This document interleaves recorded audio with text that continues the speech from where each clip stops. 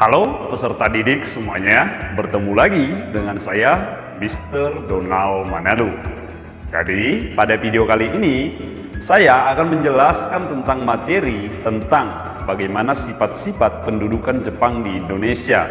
Ingat, Jepang melakukan banyak sekali kebijakan selama pendudukan 3,5 tahun di negara kita.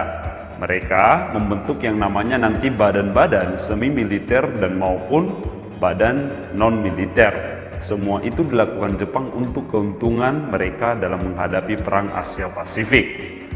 Materi yang kedua adalah respon bangsa Indonesia terhadap kedatangan Jepang. Karena kedatangan Jepang ke Indonesia, ada sebagian masyarakat yang pesimis terhadap Jepang. Mereka memberikan perlawanan sehingga nanti terjadi yang namanya perlawanan di beberapa daerah. Seperti misalnya perlawanan yang datang dari Abdul Jalil, seperti perlawanan juga yang datang dari KH Mustafa dan yang lain-lain. Jadi supaya Ananda lebih paham tentang materi sifat-sifat pendudukan Jepang dan respon Indonesia terhadap pendudukan Jepang, silahkan kamu simak penjelasan video berikut ini. Sekarang kita akan membahas tentang sifat pendudukan militer Jepang di Indonesia dan bagaimana respon bangsa Indonesia terhadap pendudukan Jepang tersebut. Pertama-tama kita harus bertanya, mengapa kedatangan militer Jepang ke Indonesia itu bisa diterima oleh masyarakat secara luas? Karena memang fakta membuktikan hal tersebut. Jadi nanti kita bisa jawab bahwa kedatangan Jepang ke Indonesia itu bisa diterima karena adanya dua faktor. Yang pertama adalah faktor intern dan faktor ekstern. Kita tahu faktor internnya adalah bangsa Jepang bisa diterima di Indonesia karena adanya ramalan salah satu raja di Indonesia, yaitu Raja Jayabaya dari Kerajaan Kediri, yang menyatakan bahwa suatu saat akan datang bangsa kulit kuning dari utara untuk membebaskan Indonesia dari yang namanya penjajahan kulit putih. Dan hal ini dianggap sesuai pada saat itu ketika kita dijajah oleh bangsa Belanda. Jadi itulah alasan dari dalam mengapa kita bisa menerima Jepang. Faktor eksternnya adalah atau dari luar, kita sudah bahas ini di pertemuan sebelumnya, bahwa kemenangan Jepang atas Rusia pada tahun 1905, di mana peristiwa ini memiliki makna bahwa bangsa Asia yang selama ini disepelekan oleh bangsa kulit putih menjadi kemenangan pertama bangsa Asia melawan bangsa Eropa. Dan ini menambah semangat motivasi bangsa Asia lainnya untuk mengusir penjajahan bangsa Eropa. Jadi dua hal inilah yang membuat mengapa nanti bangsa Jepang bisa diterima. Alasan lainnya juga nanti bagaimana propaganda Jepang itu mengatakan bahwa Jepang adalah saudara tua dari Indonesia. Sehingga Indonesia nanti pelan-pelan bisa termakan propaganda daripada Jepang. Sekarang yang pertama kita lihat mobilisasi dan kontrol terhadap tenaga kerja. Sebenarnya Jepang sebagai negara imperialis tidak jauh berbeda dengan penjajah lainnya seperti Belanda, Portugis, Spanyol, dan Inggris. Jepang datang ke Indonesia bermaksud ingin mengambil sumber daya alam Indonesia. Kita tahu bahwa negara kita adalah negara yang kaya akan sumber daya alam. Dan dampaknya apa? Dampaknya adalah Indonesia akan jatuh ke dalam jurang kemiskinan. Hasil bumi kita seperti yang namanya beras, gula, teh, kopi, daging, ikan, minyak, karet, semuanya itu habis dikuras untuk kebutuhan militer Jepang melawan sekutu. Dampaknya masyarakat Indonesia memakan yang namanya hanya sebatas keladi gatal, batang pisang, dan bekicot. Bahkan yang paling menyedihkan adalah masyarakat Indonesia hanya untuk pakaian sehari-hari menggunakan karung goni untuk menutupi badannya. Sungguh sesuatu yang menyedihkan. Itulah mengapa banyak orang yang mengatakan bahwa penjajahan Jepang itu lebih kejam dari penjajahan Belanda yang begitu lama. Sekarang kita lihat yang kedua adalah mobilisasi dan kontrol terhadap tenaga kerja. Selain mengambil yang namanya sumber daya alam tadi, Jepang yang pada awal-awal penyerangan terhadap negara lawan itu merasa superior karena menang di berbagai pertempuran. Tapi di akhirnya Jepang yang awalnya itu bersifat menyerang akhirnya berubah menjadi bertahan. Untuk keperluan itulah Jepang memerlukan tenaga bantuan dari rakyat Indonesia untuk melawan tentara sekutu. Maka nanti dibentuklah yang namanya Senendan, Keibodan, Peta, Heiho, dan Romusa. Tapi di sini yang menjadi perhatian kita adalah salah satu kekejaman Jepang itu adalah Romusa, di mana Romusa dijadikan sebagai alat propaganda yang mengatakan bahwa Romusa adalah prajurit pekerja atau prajurit ekonomi. Tapi pada kenyataannya bisa kita lihat para pekerja Romusa ini diperlakukan sebagai budak, bahkan lebih parah daripada apa yang Belanda lakukan. Romusa yang dikirim ke luar Pulau Jawa itu sekitar 300.000 orang. Bukan hanya itu saja, bahkan mereka tidak hanya dikirim ke luar Pulau Jawa, tapi mereka juga dikirim sampai ke negara Myanmar, Thailand, Vietnam, Malaya, dan Kepulauan Salomon. Itulah bagaimana kekejaman daripada Jepang melalui yang namanya kerja paksa Romusa. Jadi kita bertanya, apa pekerjaan daripada pekerja Romusa ini? Oke, jadi kita langsung cari apa pekerjaan daripada Romusa ketika penjajahan Jepang. Pekerja Romusa itu ditugaskan membangun yang namanya kubu-kubu pertahanan ataupun benteng pertahanan. Mereka membangun gua-gua perlindungan. Seperti yang kita kenal, gua perlindungan itu ada banyak sekali di Indonesia. Yang paling dekat dengan kita mungkin bisa kita lihat gua Jepang yang ada di Bukit Tinggi, Sumatera Barat. Gudang-gudang perlindungan, ada gudang bawah tanah, barak militer, dan rel kereta api. Inilah yang membuat nanti banyaknya korban jiwa akibat kelaparan dan juga penyiksaan yang dilakukan oleh Jepang. Bagaimana dengan nasib kaum wanita? Kaum wanita juga tidak luput dari yang namanya perhatian Jepang. Wanita yang tergabung dalam Pujinkai itu diberikan latihan militer untuk persiapan sewaktu-waktu nanti sekutu menyerang Indonesia. Bahkan yang lebih menyakitkan atau peristiwa yang sangat memilukan adalah adanya yang namanya Jugun Ianpu. Yaitu ini adalah orang-orang yang diambil paksa oleh tentara Jepang yang dijadikan sebagai pekerja seks komersial. Yaitu nanti untuk melayani tentara Jepang. Hal ini menjadi catatan kelam daripada sejarah penjajahan Jepang di Indonesia. Sekarang kita lihat bagaimana mobilisasi sosial dan kesempatan berpolitik pada masa penjajahan Jepang ini. Kebijakan pemerintah Jepang itu mengadakan mobilisasi sosial, maksudnya adalah untuk membantu militer Jepang melawan sekutu. Jadi segala sesuatu yang dilakukan Jepang di Indonesia itu semata-mata untuk menguntungkan Jepang ke depannya. Maka itu Jepang merekrut ribuan pemuda dari daerah untuk kemudian nanti dilatih secara militer, lalu diterjunkan di medan perang bila diperlukan. Pemuda yang direkrut ini nantinya tentu sangat bermanfaat bagi negara kita, karena nanti setelah kita merdeka, mereka inilah yang menjadi cikal bakal terbentuknya Tentara Nasional Indonesia.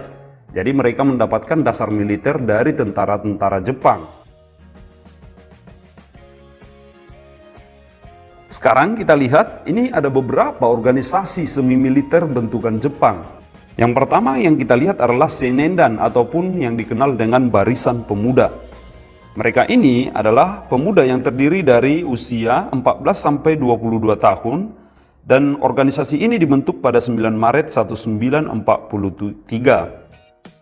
Tujuannya adalah mendidik para pemuda agar dapat menjaga dan mempertahankan tanah airnya dengan kekuatan sendiri.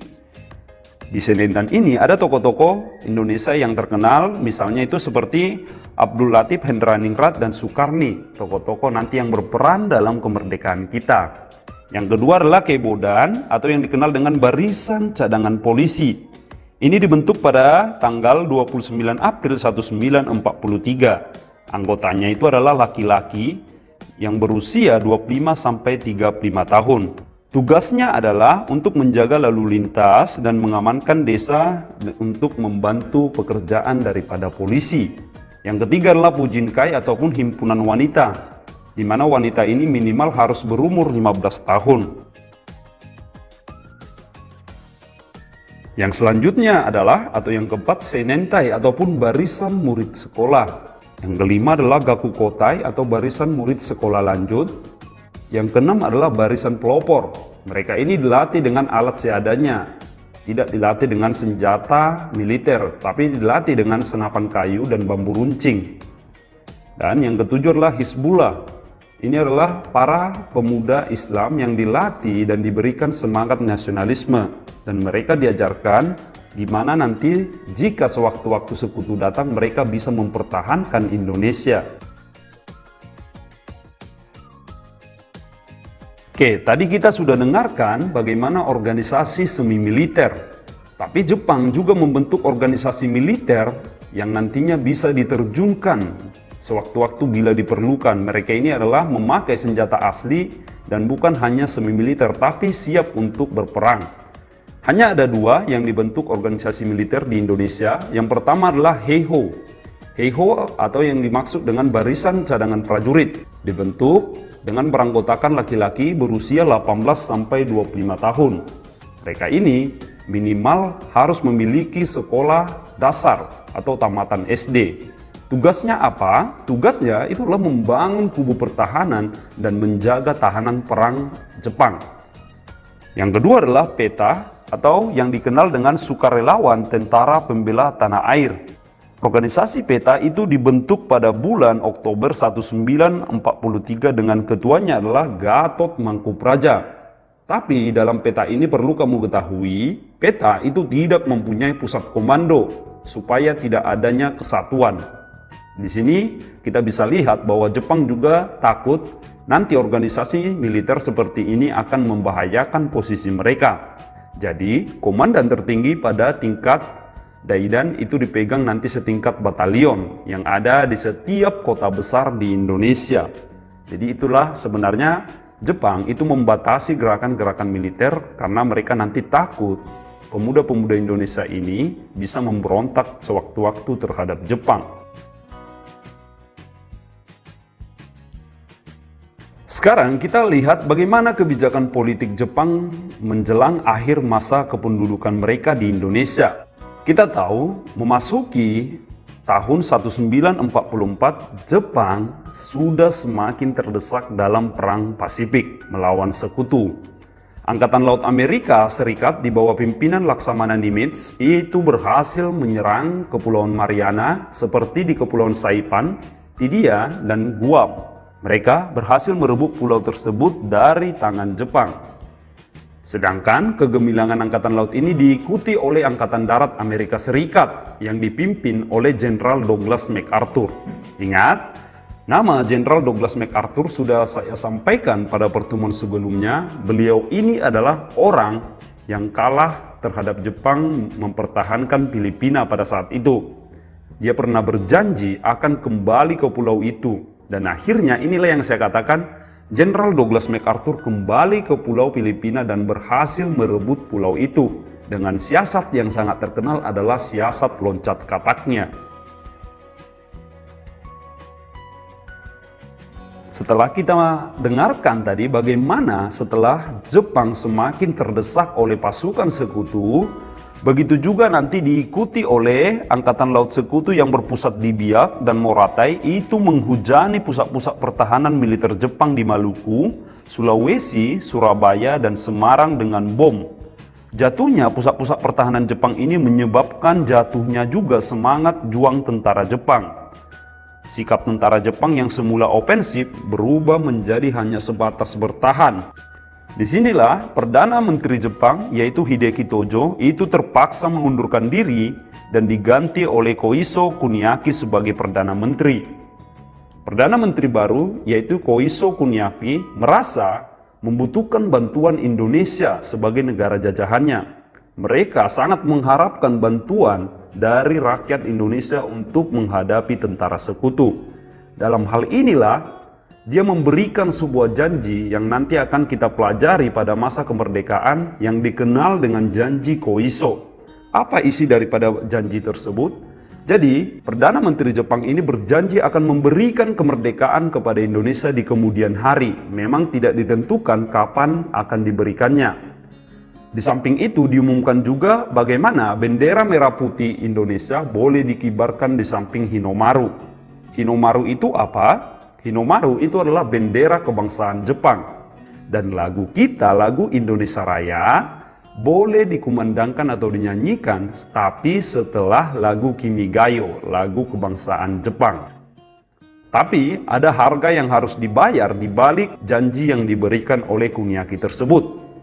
Apa yang harus dibayar? Yaitu di balik itu Jepang membentuk pasukan berani mati atau yang dikenal dengan Jibakutai, di mana anggotanya adalah pemuda Indonesia yang jumlahnya sekitar 50.000. Hal ini diambil Jepang dari pasukan kamikaze yang melegenda di Jepang yang berjumlah juga 50.000. Jadi mereka mempersiapkan pasukan Indonesia yang berani mati untuk membela Jepang nanti melawan sekutu. Judul yang selanjutnya adalah bagaimana respon bangsa kita terhadap pendudukan Jepang. Sebenarnya sejak awal kedatangan Jepang ke Indonesia, walaupun ada yang menerima, tapi ada beberapa tokoh nasional kita yang tidak menyukai kedatangan Jepang ini. Mereka berpandangan, seperti yang saya katakan, sebagai penjajah, Jepang itu tidak akan lebih baik dari penjajah kita sebelumnya, yaitu Belanda. Oleh karena itu, mereka dengan tegas menolak kedatangan Jepang. Kelompok inilah yang disebut dengan kelompok non-kooperatif atau tidak bekerja sama. Tokoh-tokoh gerakan bawah tanah yang terkenal antara lain adalah Sultan Syahrir, Amir Syarifuddin, dan sejumlah kelompok pemuda dan mahasiswa. Di antara kelompok pemuda itu ada kelompok pemuda Menteng, kelompok Sukarni, Adam Malik, Khairul Saleh, dan lain-lain. Tapi ada juga tokoh-tokoh pergerakan nasional kita yang memilih bekerja sama dengan Jepang. Seperti ada Soekarno, Muhammad Hatta, Ki Hajar Dewantara. Alasannya adalah agar lebih mudah memperjuangkan cita-cita Indonesia merdeka. Selain itu, hubungan baik dengan Jepang ditujukan sewaktu-waktu nanti agar dapat membantu rekan lain yang sedang mengalami kesulitan.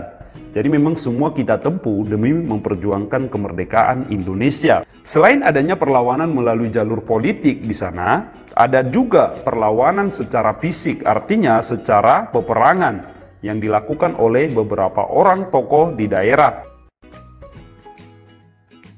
Sekarang kita lihat perlawanan yang pertama adalah perlawanan yang datang dari Abdul Jalil. Abdul Jalil adalah seorang guru ngaji yang melakukan pemberontakan atau perlawanan di Jepang di daerah Chotpilieng, Aceh.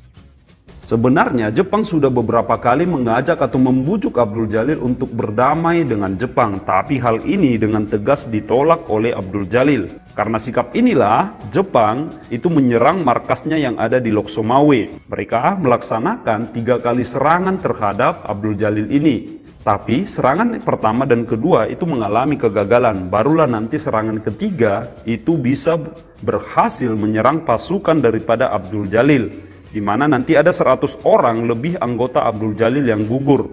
Sedangkan tentara Jepang itu yang gugur ada 8 orang. Hal inilah nanti yang membuat Jepang semakin kejam untuk menghukum rakyat yang ada di Aceh. Perlawanan selanjutnya atau yang kedua datang dari perlawanan Kiai Haji Zainal Mustafa. Pada zaman penjajahan Jepang ada suatu kewajiban yang wajib dilakukan oleh bangsa Indonesia. Kewajiban itu adalah melakukan yang namanya sekirei. Apa itu sekirei? Sekirei adalah melakukan penghormatan kepada Kaisar Jepang dengan cara membukukan badan ke arah Tokyo. Tentu hal ini dianggap musyrik oleh tokoh-tokoh agama Islam di Indonesia, sehingga nanti terjadilah pemberontakan yang dilakukan oleh Kiai Haji Zainal Mustafa dengan ulama-ulama yang ada di sekitarnya. Tentu hal ini membuat nanti masyarakat di sana juga dibantai dengan keji oleh tentara Jepang.